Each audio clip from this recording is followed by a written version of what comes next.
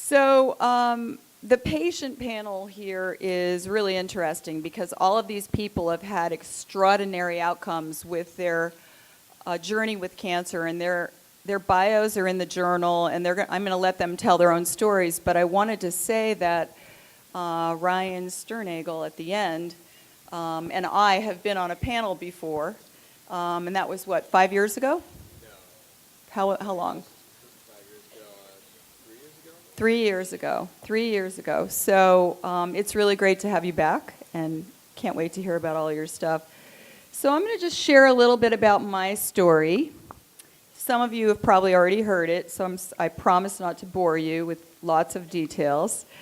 But I'm going to start with a date, and that date is 17 March 2000. So it's almost my anniversary for the date that I heard the words, "You have stage 2B infiltrating ductal carcinoma. It's very aggressive. You need to do a double mastectomy, radiation, maybe some chemo, and tamoxifen." And I didn't do any of that.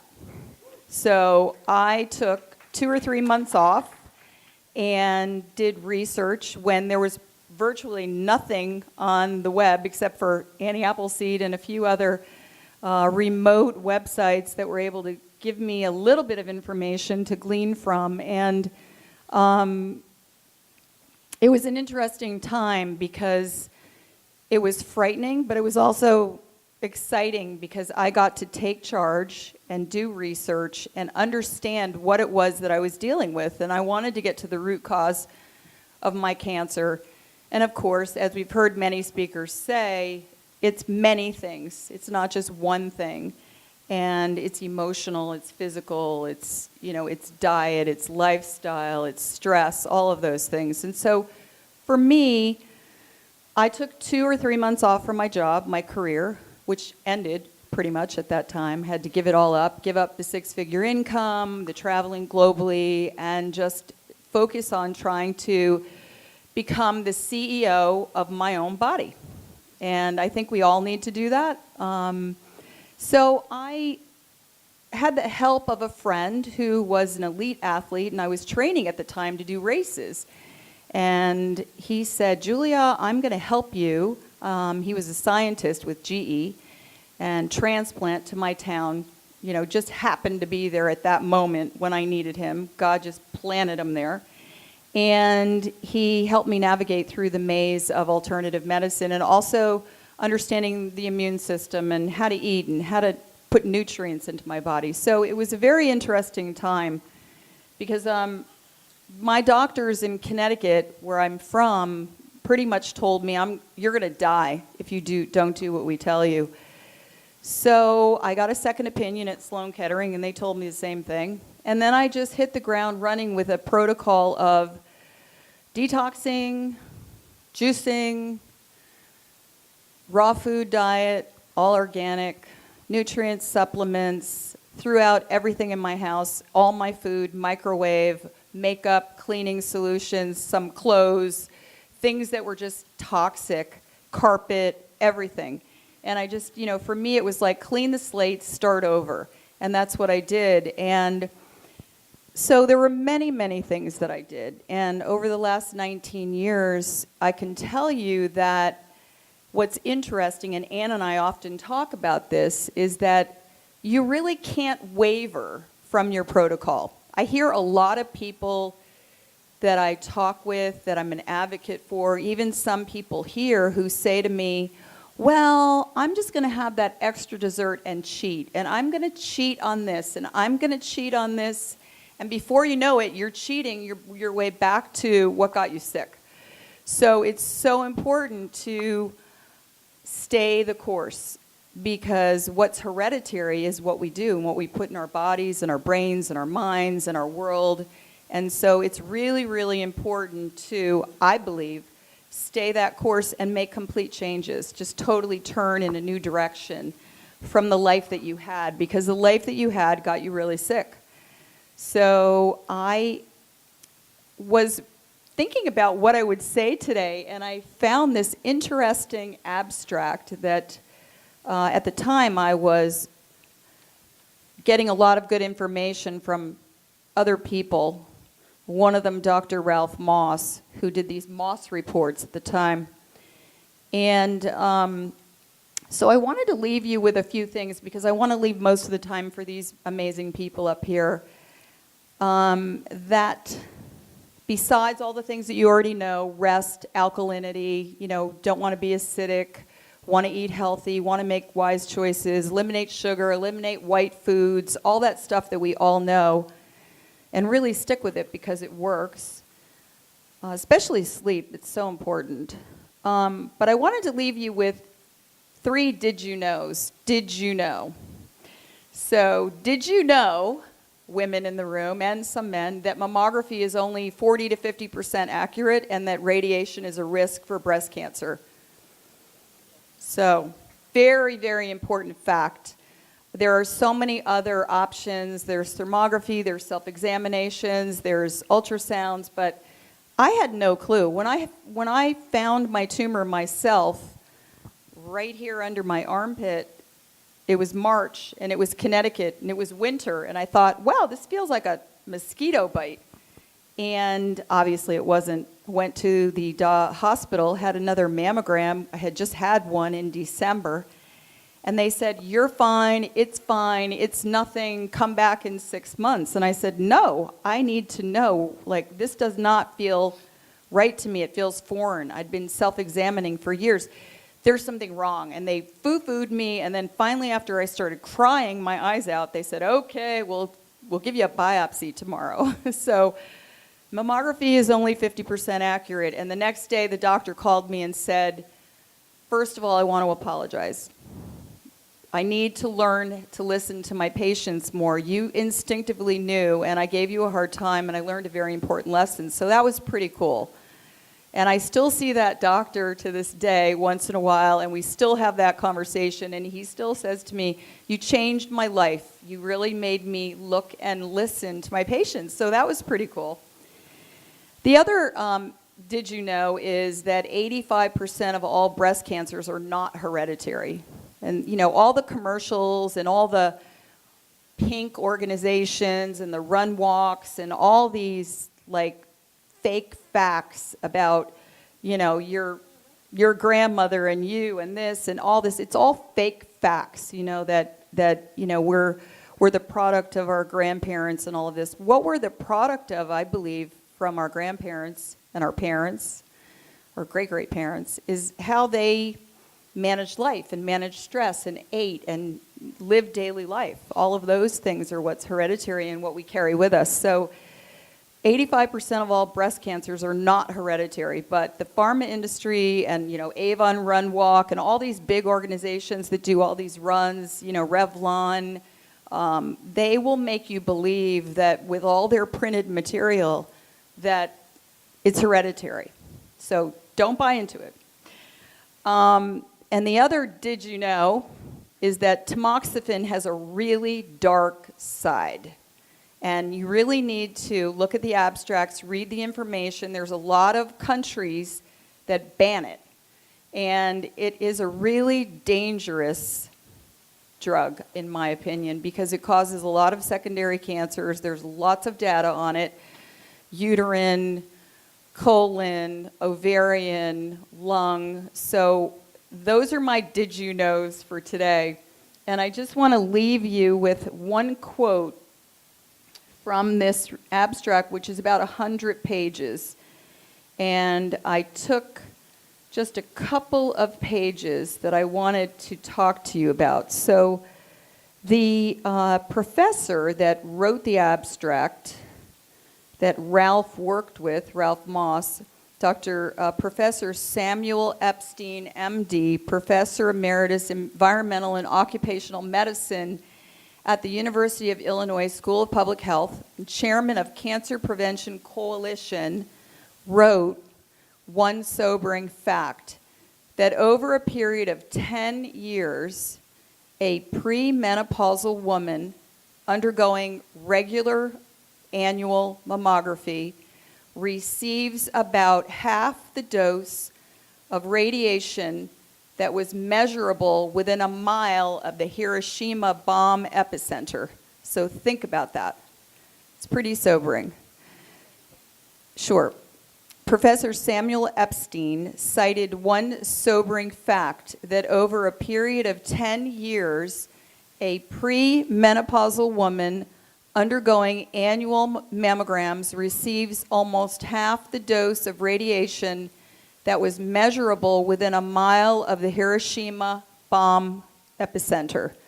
So that one fact jumped off the page for me, and I said, that's it. I am never having a mammogram again, and I never have. So I thought that was significant to share with you guys. Look, everybody needs to make their own decisions. You have to have a peace about your plan of care, what feels right to you, what you have a peace in your heart about, what you feel through your prayer life or going to your higher power. And if you have that peace, then you can really tackle your disease and go after it, never giving power to negative, but always being positive and forging forward. So I just wanted to share a couple of things with you guys today, and I'm going to turn it over to, I think we'll let Bettina go first because you have a PowerPoint, right? We're going to do you first. Okay, and you've got 20 minutes, and we'll do Q&As after. So thanks, everyone, and I'm going to get Bettina up here. Yeah. I'm going to get the thing on. Okay.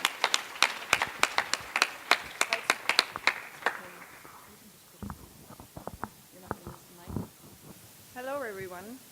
My name is... Closer? Yes. There you go. There you go. Hi, my name is Bettina Tamaro. I am from Denmark, and I've traveled here, and I've been wanted to come here for a few years. Thanks to Anne, I finally made it. I am 52, and originally I'm an educated teacher. I am a coach. I do some healing, but most of all, I'm an adventurer and a hobby witch.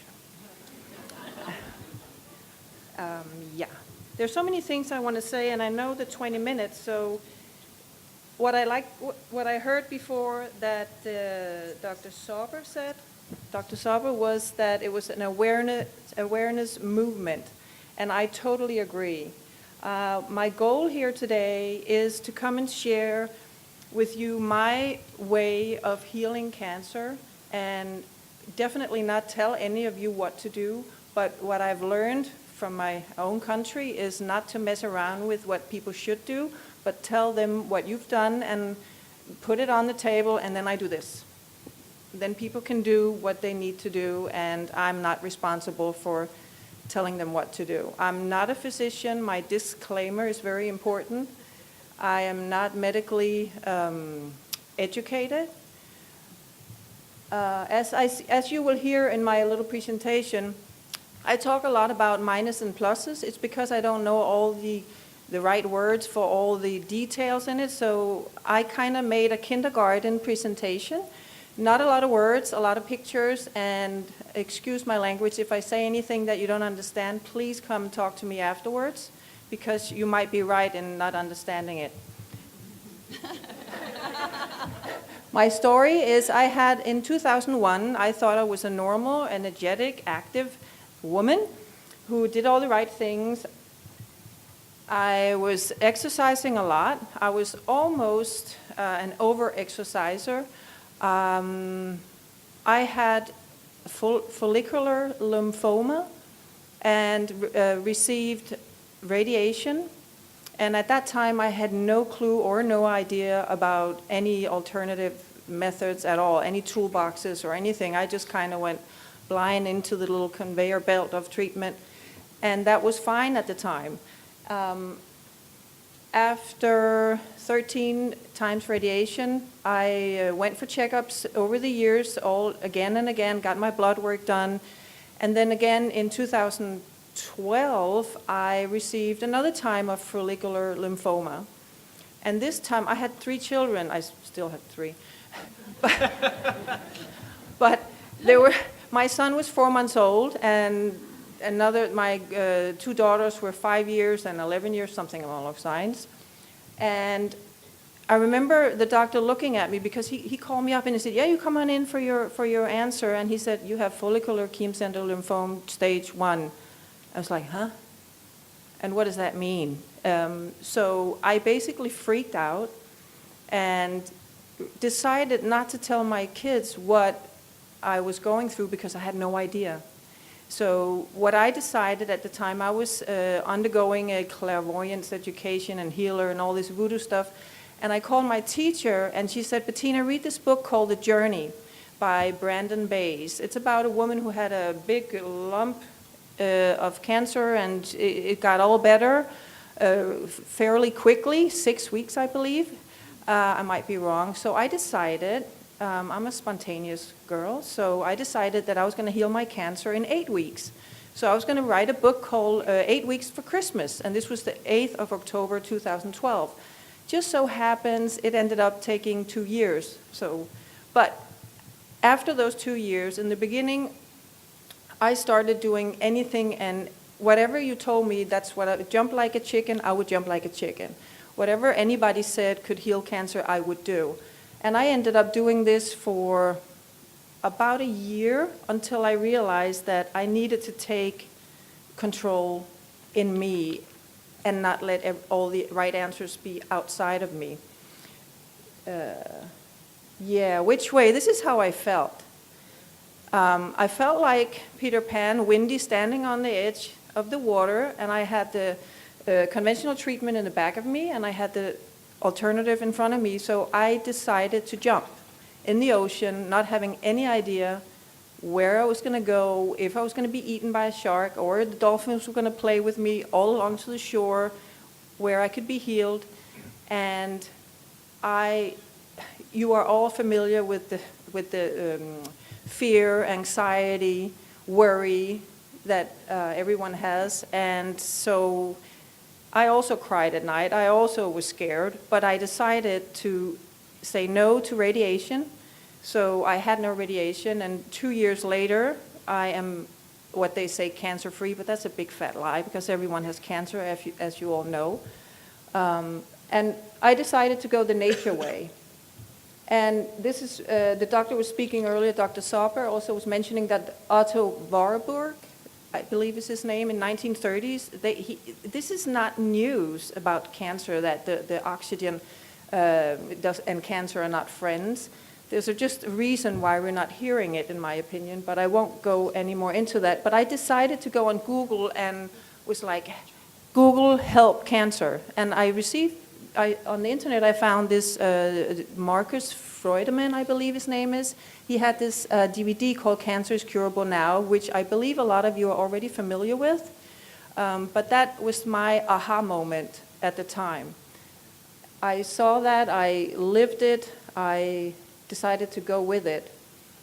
My 7 wonders, as you probably have seen in the abstract, I believe it's called, there are a million ways. So whether I went with the dental work way or the diet way or all the ways that there are, these were the ones I decided to use, and I felt that worked for me. And as you can see, the diet, exercise, sleeping, detox, cleanup, passion, body, mind, soul, and most important of all is the balance, because you cannot do all at the same time. I had some interesting conversations last night about the Alkaline protocol or diet. At the time, I chose this approach, and it worked for me, or as they say, actually, I was interviewed by a journalist in Denmark, and he said, Bettina, actually, you have no idea what healed your body. It could have been a box of candy, couldn't it? I said, you are actually right. So I can tell you all that this is what worked for me, and I still don't know, and neither does any of you, or any doctors or anybody, but there are certain things that will help you along the way. But I'm just saying this to say that maybe this was what helped me, but maybe not. I chose this way. Number 2, exercise. I'm not going to bore you with it because you've heard it all day long. The only little detail I nerd a little bit more with now is the hippocampus, which is a part of your brain. When you're physically active, that makes, and correct me if I'm wrong in the break, in the banyan room, makes new brain cells. And I don't know enough about it. I know there's a lot of debate, but for me, that's the new aha thing that I am loving to get more into, because I've had my share of drinks. I've been drinking a lot of my cells away. I've been young, crazy, and all kinds of stuff. And in terms of healing the body, I believe it's a good thing to have extra brain cells. So that's my excuse. Sleeping, we haven't heard much about it, and I don't know I cannot explain to you here. My excuse is I don't have time. But I know it's a really important key factor, because your ranger cells, as I call it, they can't work. You need to sleep. And in the old days, I thought, oh, it's easy. I've had speeches where I tell people, oh, you just go to sleep, until I realized that I have had menopause or have it. And then I realized for the first time in my life, oh, man, this sleeping thing is not that easy. So I just want to mention one thing. There was the Charles Benz about the supplements. I just skipped over that part. I have them all written down, but I'm blind, so I can't. But it's okay, I remember.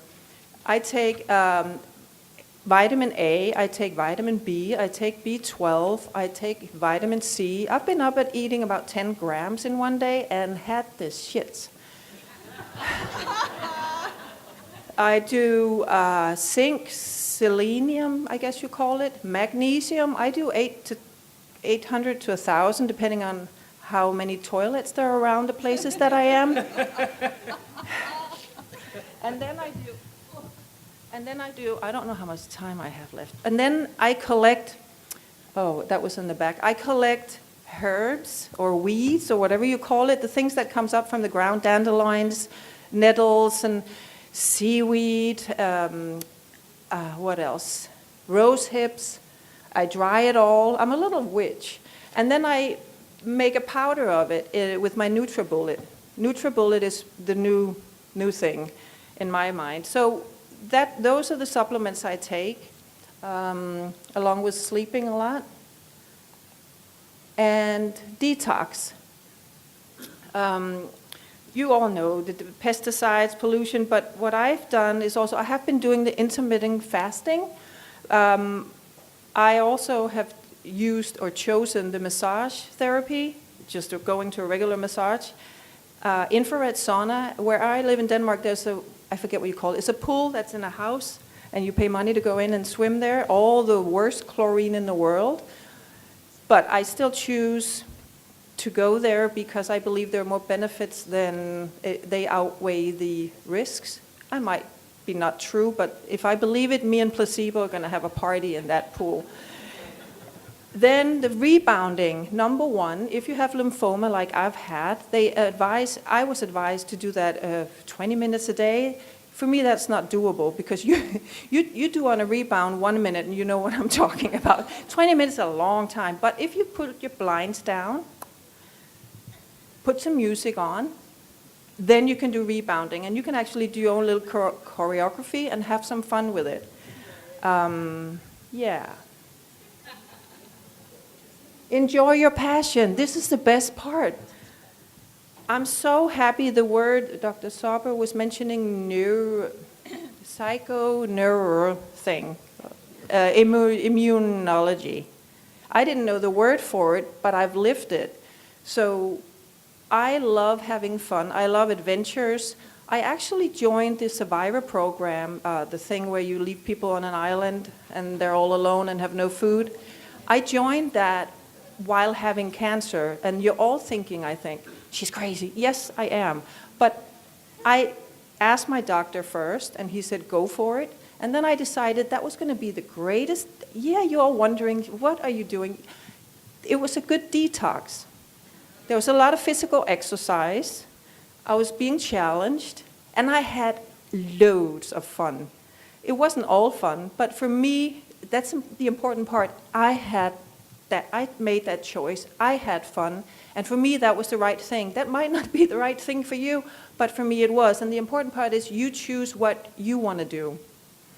Yeah, and then I spent a lot of money that I didn't have, traveling with my kids, doing volunteer work in Africa, and Google fun, and we did it. I took the worst loan after I was healed, And so we went to Africa and we jumped out of planes and we lived with Maasais and we're doing all kinds of crazy stuff. But it might sound a little silly, but if you do plus and minus, that's going to put loads of pluses in that box so you can better be happy, you can do the neural happy thing, logical immunology. That's going to load up your bank. You know, it's kind of like with money. If you're in minus, they're going to come take your house. So you need to load up on the pluses, you know. Yeah, oh, I like this one. Who are you? Who am I? See, this thing is my hat. And I didn't even get that from anyone. This is my thing. I figured out for some reason that I like to be in the woods. I jump in the ocean. I do the minerals from the ocean. I do earthing. If you research the science of grounding, you'll learn that you get sick from wearing shoes, according to this guy I listened to. I can see you nodding. And so I love nature. I go in the forest. I actually, when nobody's looking, hugging trees. I pick dandelions, and when I see a little kid, I go by and I go, and I get his attention. But for whatever it's worth, at least he'll ask the parent or someone, what was she doing? And if I'm lucky, she'll say, oh, well, that's because of the nature and our ancestors. If I'm unfortunate, she'll say, well, you don't know if a dog has peed on it. And I go, if I hear that, oh, I love that cue. And I go, yes, ma'am, but have you ever turned the page when you're shopping and reading all the crap that's in what you're buying? And you're worried about a cat peeing on it? So anyway, I pick up these logs. I don't have a car, so I pick up these logs when I see them. I make sure nobody's looking. And then I put them in my bike and go in my apartment, and I make these furnitures. Isn't that great? Yes. You don't have to agree. This is my passion. Yes, that's wonderful. Ew, there must be some things in those, you know? Yeah. Oh, this part, the most important part, and I'm not sure how much time I have. 2 minutes. The short version of this is my gurus. I've been doing speeches about cancer in Denmark for a while, and I've been talking about how important it is with the emotions, but I still didn't know how to deal with them. And I told people this. I said, I know this is important, but I'm not really sure how to do it. So what I really want to tell you guys is that try to imagine, it's about getting in the body and not in the mind. So try to imagine every time you think something about someone, that's a waste of time. That's a waste of energy that you could put into a positive affirmation like Louisa Hay talks about. You can do the audiobooks with her. So I have this little thing I think is really funny. If every time you walk around you're thinking something about someone else, and all of you do, don't tell me you're not, because you are. Pretend you have a speaker put to your head that speaks out loud every time you're thinking something. You don't want that speaker on there, do you? No, but that's a good idea to try to think about every time you waste time thinking about other people. Imagine blowing up a balloon full of crap of all your thoughts. You don't need it. Don't throw it away. Spend time thinking about loving yourself and doing something good for yourself. Last minute, why did I put this hat on? Because we're all parents. We all are husbands and wives. We are all colleagues. But who are we without the hats, without the roles? If you can figure out who you really are by figuring out you, especially you, how fantastic you are, how you have all the tools, in my belief, you have the key for everything. You just have to be a little brave and try to do the crazy things, like picking out wood logs or what it is. But if you'll know when it's right, because you'll feel it. When you're thinking, you can't feel. So every time you think, you have to stop and just feel and be in the moment. It's easier said than done, but it's possible. Balance is the most important thing. You can't turn all the knobs. I'm almost done. You can't turn all the knobs at the same time. Because today, all the information you've got, you must have gotten crazy. You go home with this big box and going, oh yeah, that was great. So where am I going to start? Figure out, take it easy, put it all down in boxes, and figure out which box you best need to work with.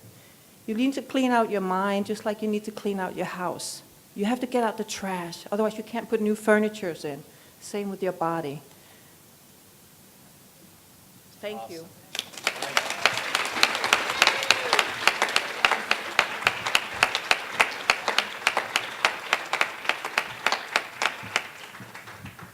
That was awesome. Thank you so much for sharing and for coming all this way to be with us. We're really blessed to have you here. So we have two Ryans, Ryan Lelf and Ryan Sternagel. So I'm going to let them decide who comes up first or next. I've been chosen. Ryan Sternagel.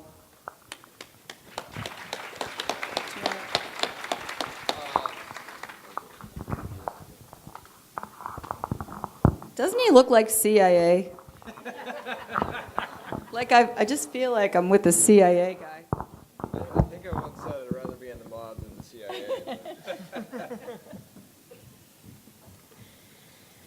So, she had a PowerPoint. I have some notes on an iPhone. And before I get started with the story, as Julia mentioned, I've been here a couple times, or once before. It was a few years ago, and I got my hand slapped by Anne after the talk. My son is okay. I guess I left everyone a little bit too much of a cliffhanger pertaining to childhood cancer, so he's doing great. But anyway.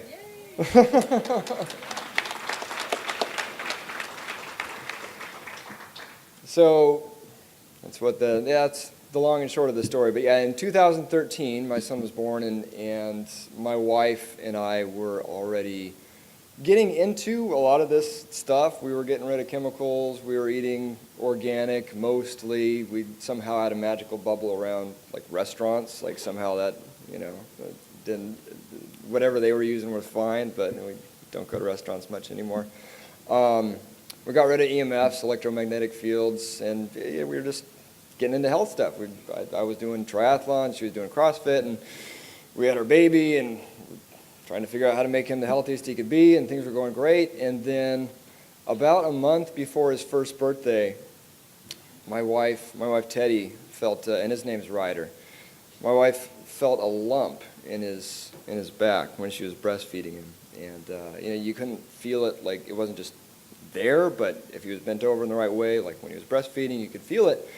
And so that was concerning to us, and we took him to our pediatrician at the time, who was she was a naturopathic doctor, but kind of brushed it off more or less. And I know that's a story that a lot of us have here. It's actually hard to get diagnosed with cancer, but and so she sent us home, and something wasn't quite right, and stuff that we had been concerned about started adding up. He wasn't crawling. He wasn't crawling at about a year old.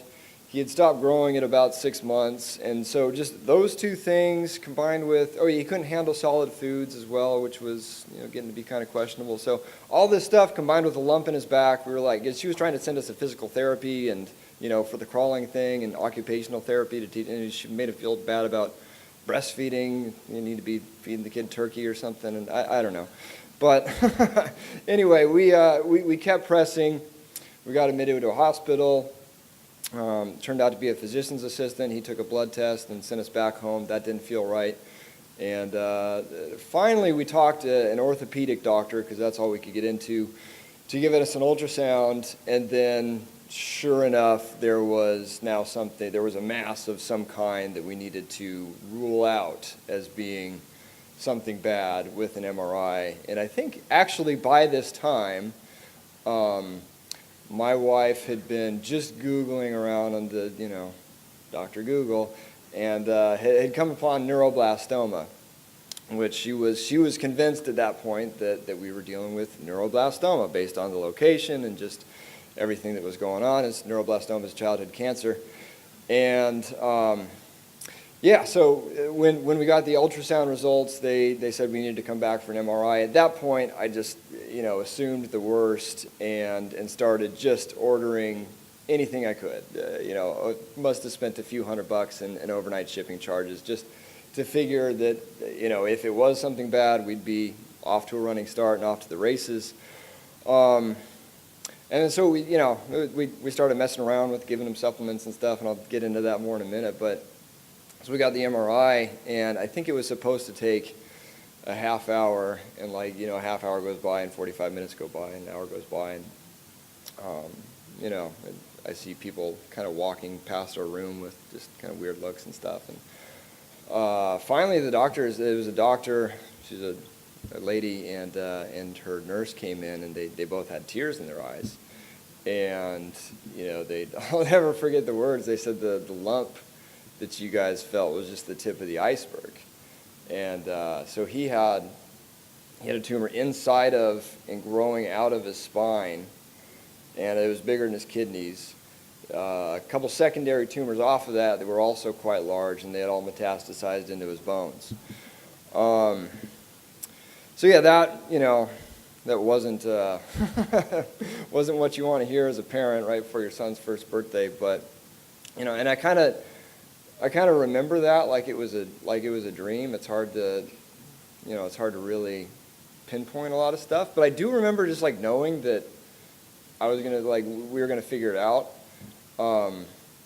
We'd already seen a few alternative documentaries. We saw the Brzezinski documentary. We saw a couple documentaries on the Gerson, and so I just knew from right then that there was a whole lot of stuff at our disposal, and I wasn't going to stop until we figured out what was going on, until we could fix it. So we got admitted to a hospital then, and immediately it was talk of chemo without even knowing the full diagnosis. They hadn't done a biopsy yet or anything, and I didn't know exactly what we were going to do, but I knew that we wanted to get the full story and have all the pieces in. Actually, back up. No, I didn't want to have all the pieces in place. That's one thing I always tell people is don't wait to figure it all out. Just dive in, ordering supplements overnight and that sort of thing. But we wanted a second opinion. So we got a port placed. We got a biopsy, and then we said, thank you for the diagnosis. We're going to go home and just start working on stuff. So went home, immediately started ordering supplements. I think I ordered an infrared sauna the first few days we were going at everything. And in the middle of the night, maybe just a couple nights after leaving the hospital, my son woke up. Actually, we woke up because my son was just burning up. He was in bed with us. We didn't know what was going on, but he had, I think it was 105 fever, something like that, just off the charts. And he started puking all over the place, and we didn't know what was going on. We just knew that our son was diagnosed with cancer, and now he's burning up. So 90 miles an hour back to the hospital, which was an hour away, and it turned out they'd given him a staph infection when they put that port in the first place. And when I say they, somehow he got a staph infection. But, yeah, so at that point, he was on IV antibiotics, and we were basically trapped in the hospital, and all the clinics we were calling to Mexico and Spain and trying to figure out, where we were going to take him. All that was kind of out the window because now we had a bloodstream staph infection and this tumor that was literally threatening to paralyze or kill him at any minute. Every medical professional that sees those scans today is amazed that he is not only alive but walking, because it's a lot of these kids they don't find it in time, and it does paralyze them. And so that's one of the things I wanted to touch on is just, and it's been mentioned here before, is just this struggle between alternative or conventional, and which way are you going to go and all that. And on the one hand, we have the hospital just talking about chemo, no acknowledgement of this being caused at all. But that didn't make any sense because childhood cancer was non-existent 100 years ago, and now the rates are going up right around so something is causing it. But, no acknowledgement of natural medicines or anything like that. But then we had all these alternative, I was calling cancer coaches and alternative people, and they were telling me, no chemo, no way, no how. And, if it was my son, we'd be in Mexico right now. Nobody could explain to me how they'd be ordering supplements with their credit card, because we'll get to that in a bit, but you don't really have a choice when it comes to childhood cancer with the government and whatnot. They get kind of controlling if you try to go outside the norm. But anyway, yeah, no one could really tell me on the alternative side how we were going to shrink that tumor in time without paralyzing him. They just, knew no chemo. So either way, we, being trapped in the hospital kind of made the choice easy for us, because we had to do something. So we went through a round of chemo. We went through all the IV antibiotics. The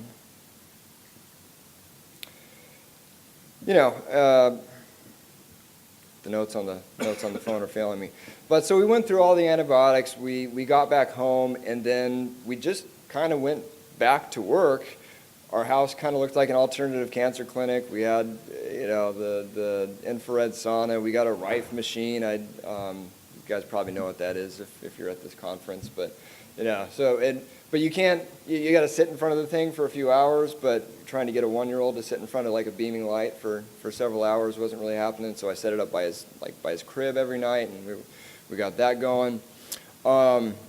And we were outpatient at that point, and so we were going back and forth to the hospital. And on the way to one of our trips to the hospital, I got a call from my uncle who was kind of taking care of the house for us and whatnot while we were gone. And it was telling us that we had just received a visit from Child Protective Services. And so someone must have called Child Protective Services when we left the hospital the first time.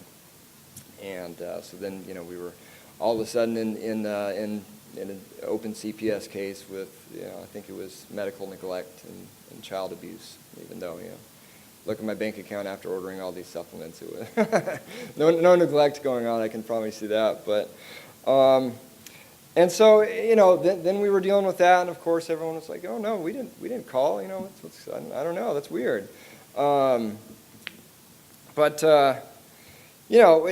Either way, we were going through everything, and it was going okay. And then we were doing IV antibiotics at home. We had to finish the cycle at home, and that happened, I think, every 6 hours. So no matter how you slice that up, you're pretty much up all night. So that was interesting. But we get through the antibiotics, and pretty much the minute that we're done, all of a sudden, in the middle of the night, that same 105-degree fever, back to the hospital. It turned out that the infection was actually living inside of his line. It wasn't in his blood, and they hadn't changed the line. So we changed we got the port taken out, we got the line taken out, put a port in, and then we were back in the hospital for another few weeks with, doing clearing the infection again. And, during this time, inpatient in the hospital, and I don't know how many of you will ever be in the hospital, but I can say that we were really professional about staying healthy inside of the hospital. We had a juicer in there. We were, we had our big Berkey water filter, closet full of supplements. Every time the nurses or the doctors leave, we'd just start juicing and make a little juice, and then empty like 50 different supplements in there. And then this is one thing I forgot. We actually demanded that he get a feeding tube placed before that first round of chemo. And, usually they save feeding tubes for kids when they're all emaciated and sick looking and blah, blah, blah. And at first, I was like, my son's not going to get it. He doesn't need a feeding tube. But then when I started thinking about all these supplements and everything we could get into them, it's like, oh, that's, we need a feeding tube. So we were straight just juicing and shoving all these supplements down his feeding tube and everything. And like I said, so you can't stay healthy in the hospital is one thing I wanted to get. We had a rice cooker in there, and we were making Whole Foods runs, and it was like the nurses said, "Oh, you're making his feeds. We've never seen anyone do that before." That was their name for it, was feeds. And I said, "Yeah, we're making his feeds." But so we got through that, and we went back home, and we got back to work again, and expanding the protocol, and this is to the point where another point that I wanted to bring up is, who was it? I think Al flashed a picture of a schedule. We got really detailed with everything that we did in terms, because you got these 50 different supplements you're taking, and some of them are on an empty stomach, some of them are first thing in the morning, some of them are right before bed, with food, without food.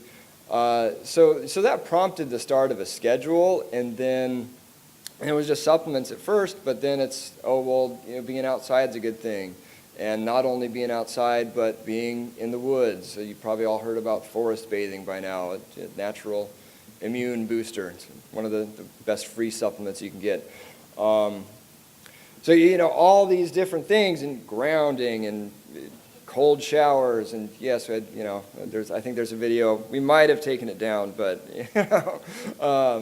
talking about the mitochondria, cold, extreme temperatures, both hot and cold, being good to mitochondria. So, all this stuff that we were putting together, it basically all went on a schedule, and we were getting really good about working everything in. So, like, if one of my big takeaway points, Julia told us to have some takeaway points, would be like, just make a schedule with everything you could possibly think about, whether it's like positive affirmations or breathing exercises or whatever. Just, we created all these different routines, schedules, so on and so forth. So yeah, we were getting into our groove, so to speak, and then the kind of the story kept changing with the hospital in terms of how much was going to be enough. At first they told us it was going to be 4 rounds of chemotherapy, and I said, well, what are you looking for in those 4 rounds? And they gave me some metrics. One of them was a 50% reduction in tumor size, and there was some other stuff. And I said, well, I think I can get there in 2 rounds. If I can get there in 2 rounds, given that we have a CPS case open and all that,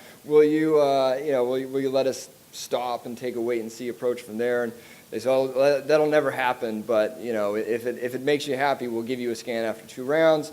We got the scan after 2 rounds and blew those metrics out of the water, and then of course we said this and that, not this and that. It's going to be 4 rounds, and then by the time we got to the 4th round, we're like, okay, now we're really done, right? They said, no, it's 4. Who said 4 rounds? It's going to be 8 rounds, and we got to start talking about radiation and immunotherapy and blah blah blah. So at that point, my wife.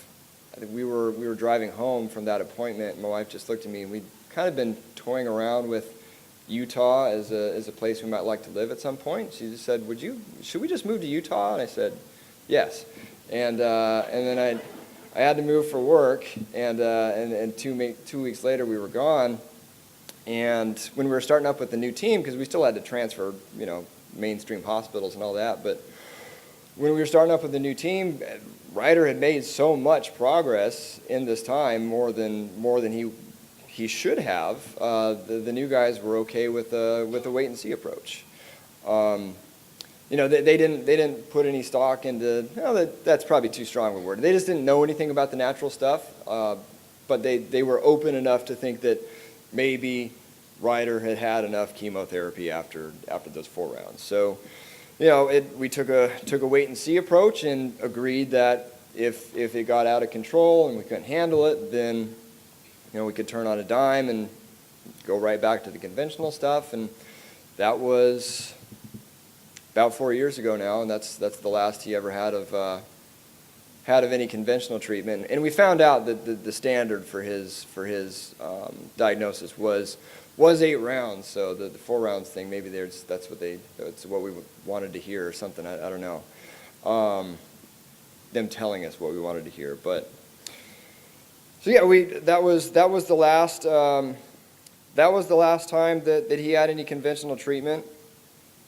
What did I want to talk about next? And so then we just kept grinding out what we were doing and adding on to everything we were doing and learning. We went to conferences like this. I've been to the Oncology Association of Naturopathic Physicians conference, where I think I was the only guy without an ND after my name there, just because I wanted to learn everything I could. Not at this conference, though. What's that? You do have an MD after your name. Good point. I noticed just a couple hours ago, if you look at the program there's an ND after my name, which a lot of people do make that assumption when they start talking to me sometimes. But no, I play one at home. But yeah, just learning a lot, and 2 minutes. All right, with childhood cancer, there's with childhood cancer, like nobody has all the answers. So it was me doing, spending hours on PubMed. That's where they publish all the medical literature, and I would recommend, if you're having trouble with like all the different supplements and everything you could possibly do, start cross-checking some of this, like some of these therapies and supplements and so on and so forth with the particular cancer you're interested in on PubMed. You just do the advanced search. For me, it was neuroblastoma and vitamin C. Okay, there's a whole ton of stuff on vitamin C. Looks good. Other stuff you don't find anything on. So maybe maybe it's not the best to try first. So really just personalizing everything. What else? So that was kind of the whole story up like the last time I presented this. Since then, he had a heart surgery as well. He was born with a when we got the diagnosis, he also had a double aorta, which was described to us as exponentially more rare than the cancer. So we had to fly across the country to get that done, taken care of, and that was, that heart surgery was one of the longest hours of my life, but he made it through that.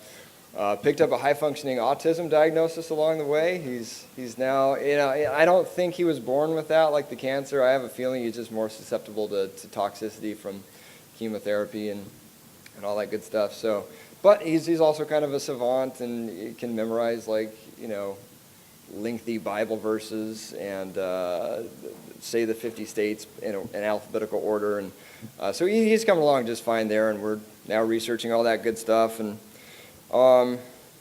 what else? So yeah, I guess along the way, we started posting everything we were doing to Facebook for fundraising purposes, which I know Ryan can tell you more about because he was really big on that. But we too put ourselves out there big time in terms of fundraising and just making everything happen.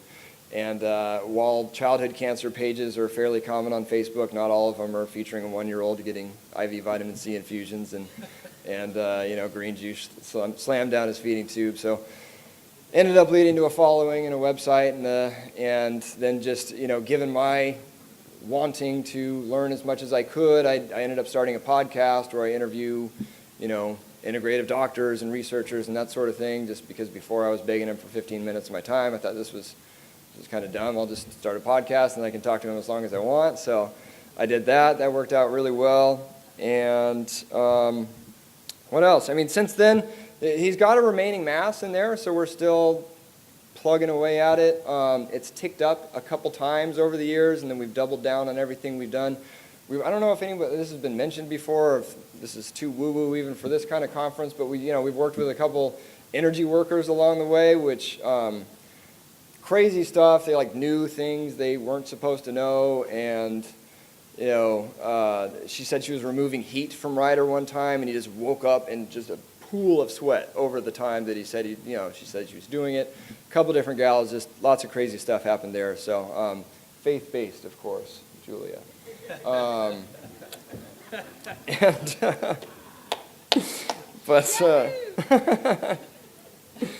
don't know. We ended up, one more thing, we're really big on environmental toxicity. When your kid gets born with cancer, you're kind of suspicious of everything. So we ended up building a house from scratch in the middle of the woods outside of Park City, Utah, with all non-toxic building materials. And so that's one thing I would have everybody focus on, is all the supplements and getting in touch with yourself and all that's great. But if you're bathed in electromagnetic fields, which are just constantly distressing your cells at all times, and if you're still breathing in crappy air because you don't have an air filter and your windows are closed, and still exposed to chemicals and all that, you're fighting a really uphill battle. So we've really done a lot to tune up our environment. We made a big event out of it last year, and Yeah, so in closing, Ryder's doing great, and we do have, what, am I allowed to plug stuff that I'm working on? Yeah. Okay. So in June, I'm working on a summit of kind of, it's a conference like this, but online, and it's called the Anti-Cancer Revolution, and I'm kind of informally referring to it as the truth about cancer meets what you might hear at like a oncology, naturopathic oncologist conference. So it's kind of bringing the two worlds together because I love both of those worlds, and it's my conference, so I can do what I want with it. But yeah, you can. Our website's thesternmethod.com, and if you're interested in checking that out, you can sign up for the email list there, and we'll let you know when it comes out. And that's all I got for you guys. Thanks.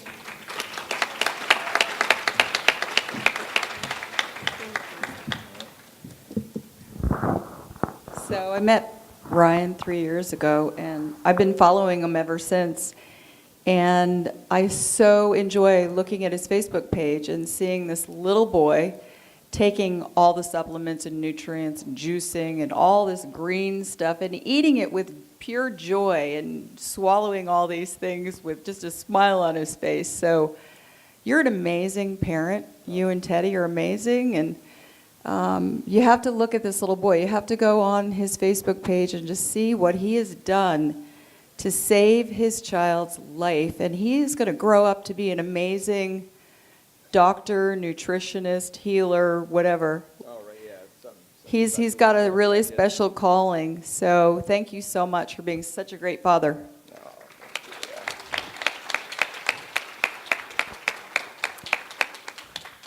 And now we have Ryan Lelf.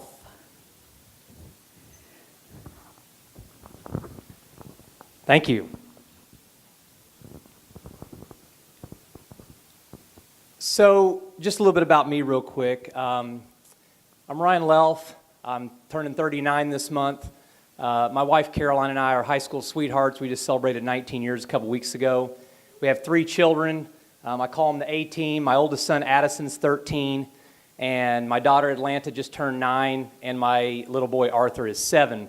For the last 2 years, we've been living in a 40-foot motorhome. We've moved around through 45 states all throughout the U.S., and we're in the process of actually settling back down in Tulsa, Oklahoma, where our family is.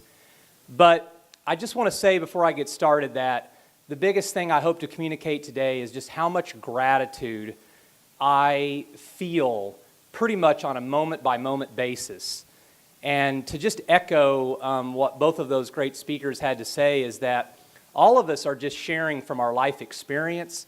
We're sharing what resonates deeply with us. We're putting out our truth in the world. And then we're just trusting that more and more human beings are tuning in to their own infinite intelligence that's built into every single one of us. And then they're finding their own path so that they can go out and pay it forward and do the same thing. No one person has all the answers or the answer. And I think too often we as humans keep grasping and reaching and looking for that. And I just want to invite you for the next now 19 minutes to drop out of your head and into a deeper place within you. I believe that the ego mind is simply the conditioning that every one of us has been receiving throughout our human experience. And too often we spend all of our life living out of the ego. And until we become aware of that, we don't realize that what we're actually missing is the present moment. Right now is all we have. And it's always all we have. And all of our power and all of our ability to heal exist in the now. So the more you can practice having the awareness of how often you're lost in your thoughts about the future, the past, your conditioning, what you've been told, and all of these constructs that you intellectually grab onto, the more you can make a conscious choice to drop into your body, into your being, and decide that you're going to be present, all the way down to the fact that you won't even allow yourself to eat without bringing all of your awareness to what you're currently doing. It's a powerful way to live. So I want to talk to you today about the cancer shift, where a slight change in position, direction, or tendency could make all the difference in your healing journey. I want you to go back about 4 years ago. It was 2015. I had some swollen lymph nodes in my neck in the spring. I was playing tennis. I had had zero medical history. I was 35 at the time, so I pretty much ignored them. Throughout the summer, I started experiencing some night sweats. Again, didn't really pay much attention. Decided to go see my primary care physician in August. They ran some blood work. He said everything was fine. We were coming off a total business loss about a year earlier, and we were actually currently living with my wife's grandparents at the time. I was in transition from being in real estate and now moving into the mortgage industry. And while on training in Oklahoma City, Oklahoma, I was living in Tulsa, Oklahoma at the time. Over that 2-week training period, I began to wake up at like 5 o'clock in the morning with these horrible vascular headaches. And ultimately what that did is it basically kind of demanded that I actually go figure out what the heck was going on. Because originally I tried seeing a chiropractor. I thought maybe I needed glasses. I thought it was the stress of studying for my new exam and, you know, taking on a new career. But nothing seemed to cause them to subside. And so I went and had some MRIs on a Friday evening in Tulsa. And the next day, my primary care physician sent me a text message and said, would you be available to talk in about 2 hours? And I thought, this can't possibly be good. It's a Saturday afternoon. He called me, and I'll never forget his exact line. He said, you're lit up like a Christmas tree, which I wasn't too excited about in terms of the fact that these were the results from the MRI. He said, I'm really sorry to tell you, but I'm about 99% sure that you have lymphoma cancer. And so I just remember turning to my wife right after that and saying, okay, tell me what to eat. I already had an awareness that there was probably going to need to be some lifestyle changes, and I was going to have to consider doing something different. A few days later, I was sent in, had a biopsy, and it was confirmed. I had stage 4 B-cell follicular non-Hodgkin's lymphoma. I had a tumor load from my groin to my neck, a basketball-sized cluster in my stomach. It was in my spleen, 2 spots on my liver, and it metastasized to my bone marrow. So immediately, I got to tell you though, I decided literally from the second that I thought I had cancer, I had already decided in my mind that I was going to live. And if you hear nothing else in my 20 minutes today, none of us can ever underestimate the power of deciding deep within yourself of what you have decided is going to be your destiny and your outcome. And too often we've been led to believe that we don't possess that much power. So immediately my wife, being the lead researcher, she kind of just jumped in. Within a couple of days, I remember taking turmeric shots. I was on targeted supplements. We had found a place where I could go start doing hyperbaric oxygen, high-dose vitamin C IVs right there in Tulsa. And it was about 2 weeks after that that I had my first PET scan. And then maybe a few days later, we went in for my first oncology appointment with my oncologist. And this is one of my favorite things to share because it's hilarious. And anytime we can laugh, it's medicine to the bones. But we go in for the first appointment. My wife has pretty much everything prepared as to what we're already doing. She's, excited to share that with him. And when he goes over the results, we notice that my tumors and my lymph nodes have already shrunk just in 2 weeks from the things that I'm already doing. So, of course, Caroline, being the inquirer that she is and not having any idea whose office we're in and how the industry works, she says, Doc, what do you attribute this shrinkage in tumor and lymph nodes to? And I can hardly repeat it without just busting a gut. He says, ma'am, he says, the lymphoma is misbehaving. I thought to myself, well, should we put it in timeout? Does it need a spanking? I mean, you went to school for 10 or 15 years. We pay you hundreds of thousands of dollars. You're supposed to be an expert in your class, and your best answer to the shrinkage is that the lymphoma is misbehaving? What? Now, I think we did keep it together in the appointment room, but I can assure you by the time we walked out of that clinic and to the car, we were laughing so hard our stomach hurt. Oh, man. So that was the funny part. The not so funny part was him sharing what he thought was my prognosis. He was very clear to let me know there was no cure and this cancer would kill me. He basically laid out 3 scenarios, and of course he made the assumption I was just going to do exactly what he told me. He said, you'll do chemo. He said, let me just tell you though up front, it's so powerful it could actually kill you in the first 2 weeks. Thought, yeah, that's probably not going to work. What else you got, Doc? He said, well, if you don't do the chemotherapy, you're going to be dead within 2 to 3 months. I thought, yeah, that's probably not going to work either. What else you got? And he said, well, most people respond well to it. And he said, you'll do it for 6 months, and we'll put you in remission, and then it always comes back. So you'll just repeat that every, 12 to 24 months. And if we can extend your life 10 years, that'll be like a home run. And I can't remember now if I actually said this to him or not, but I assure you that my absolutely next thought is none of those are going to work for Ryan Lelf because my 5-year-old daughter needs a dad to walk her down the aisle, and none of those with the math in Oklahoma is going to work because she's only going to be 15. So thank you, but no thank you. And that was no disrespect to him. But how often have we allowed ourselves at the subconscious level to make an agreement with a human being's opinion? And we have decided to accept that as absolute truth in our life. When the truth is that if you were going to accept any opinion, why don't you make up one that'll serve you well? And believe that one. Surely not the one you don't want. So we decided from there we were just going to jump in and give it everything we got. I was going to throw myself into the process, but here was the dichotomy. Here was the paradox.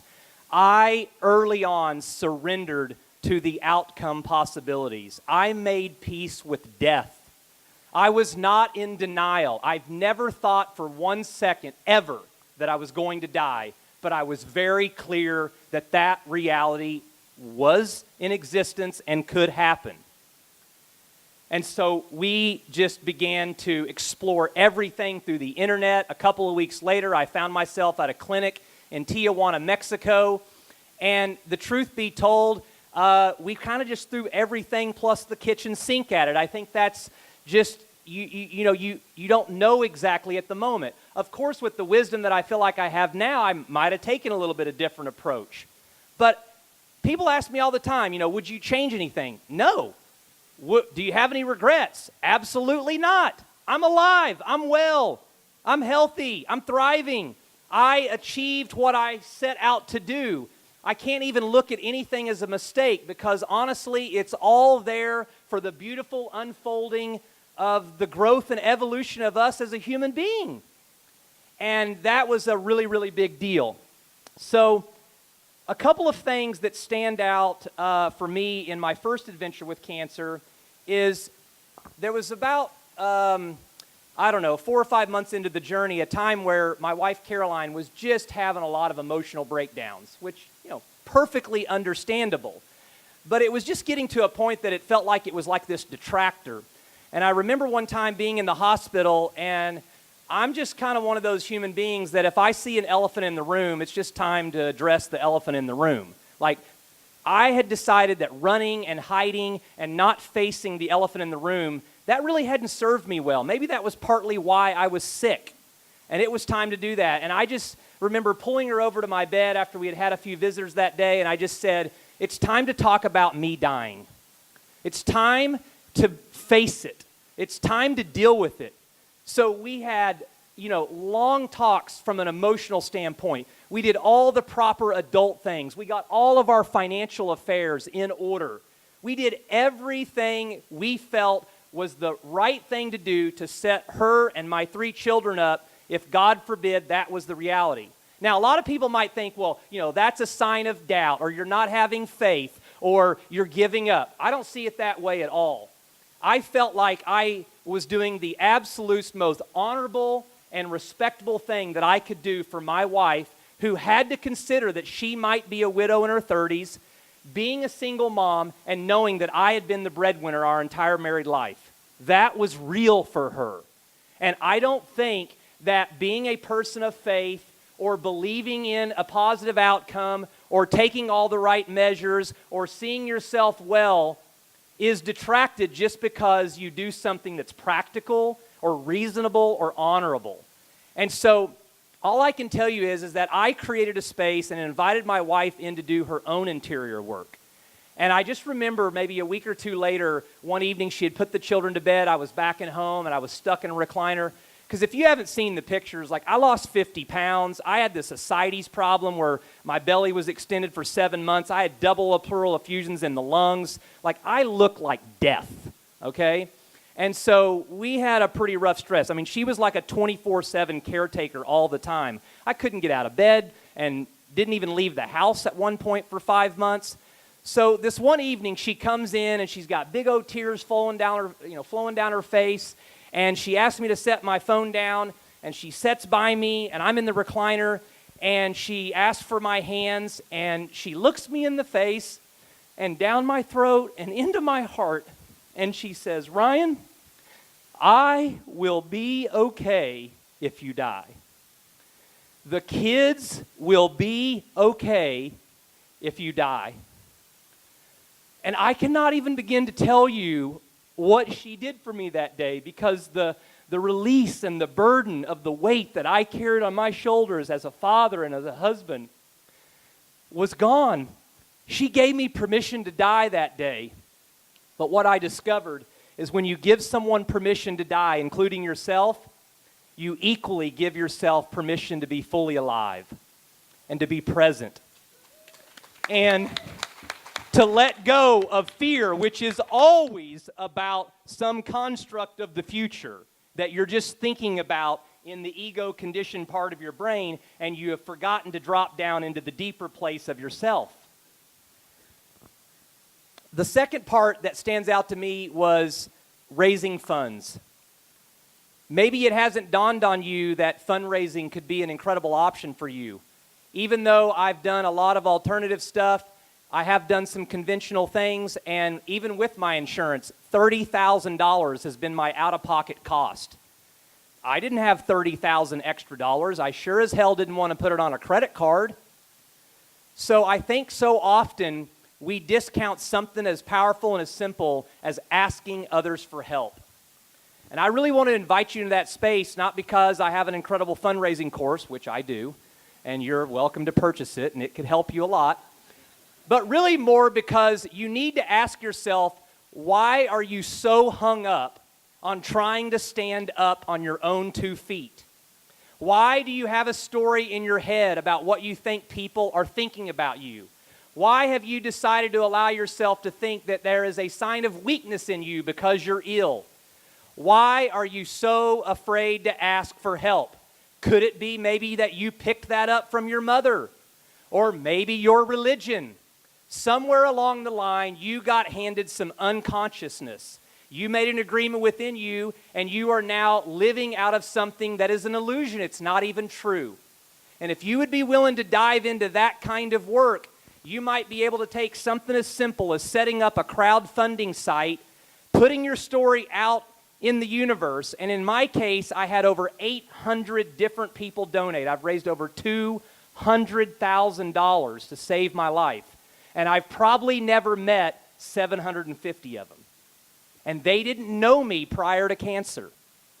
So too often, we only think about what negatively might come if I'm vulnerable and if I open up. And we forget sometimes how incredible things can work out if I do open myself up to possibilities. So I really want to encourage you, and I'll make sure you have the website if you're interested in the course. I've tried so many different things. I just want to remind all of us, life is never a straight line. Diagnosis is never a straight line. So just let go of the story that your journey needs to be a straight line. Let it be ups and downs and crazies. Feel it all, the good, the bad, the ugly. Embrace it. Because we have to be willing to accept our situation before we can transcend it. 14 months after my original diagnosis, I got a clear PET scan in December 2016, and I was completely cancer-free. And, thank you. And we were driving down the road, and I looked at my wife, and I said, why don't we sell the house, minimalize everything, and buy an RV and travel the U.S.? And she thought I'd lost my mind. Because I had. I lost it with cancer. I looked at her and I said, unless you can tell me of a real legitimate reason as to why we should not do this, then I think we should do it. So 6 months later, we had sold our house, we had minimalized, we had bought an RV, and in June of 2017, with 3 kids in tow, we took off on an adventure. And 2 weeks after we got on the road, some crazy symptoms started popping up, and I got re-diagnosed and found out I had stage 4 non-Hodgkin's lymphoma cancer all over again. We moved the RV to San Diego because I had done a lot of work in Tijuana, Mexico, and for the next 6 months, it was time to heal myself again.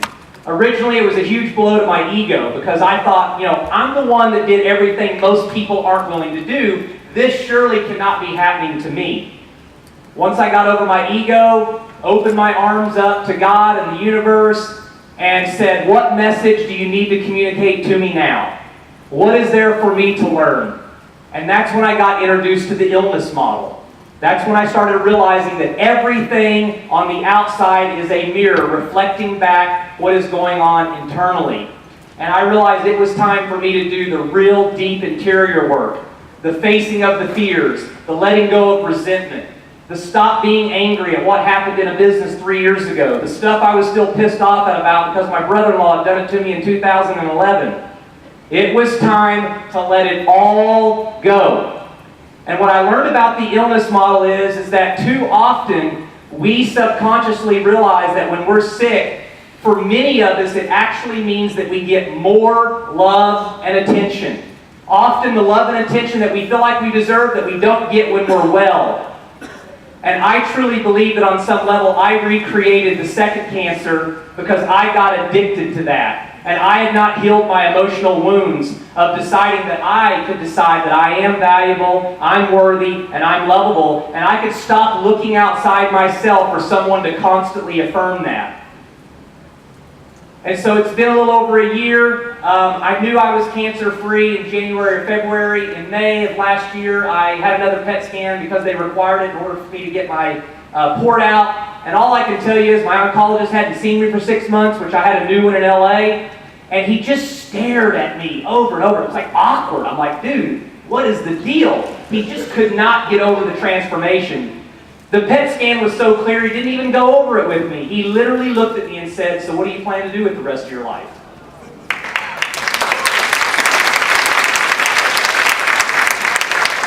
And so to wrap up, I just want to let you know that life is a lot more about us letting it have us than us thinking we have it.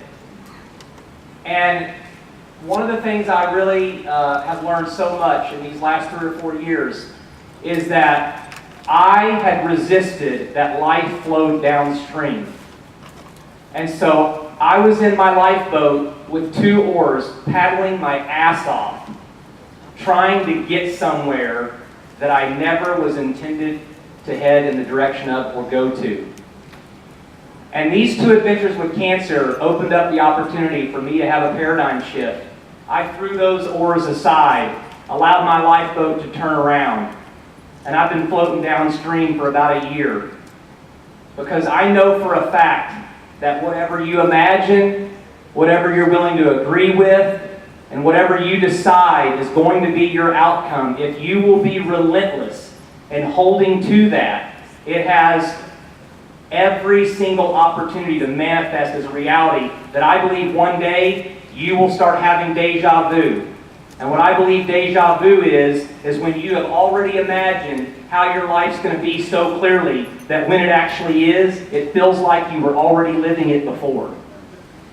So if you want to read my whole story and learn more, I have a personal website. It's Ryan D. Lelf. If you don't know how to spell my last name, just come find me and I'll show you. And then my course is freelyfunded.com.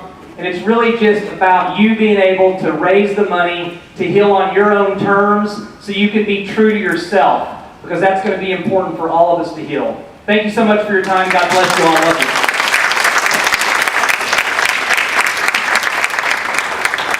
I just want to give you a hug, and you're amazing, and I agree with you. It reminded me that when I was diagnosed, one of the very first things I did was talk to myself and say, okay, death is 100%, and if this is going to be the way that I die, I'm going to control it, and I'm going to live it.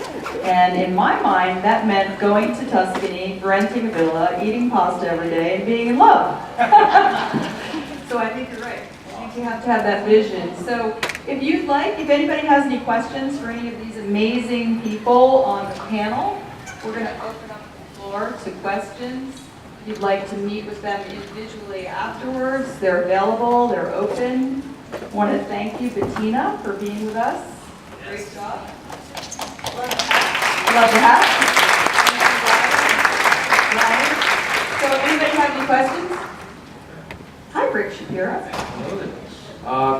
Not a question. I just wanted to tell you all that your stories are inspirational, illuminating, insightful, empowering, and are greatly helpful to everyone in this room and everybody in the world who is touched by cancer. So thank you. Thank you.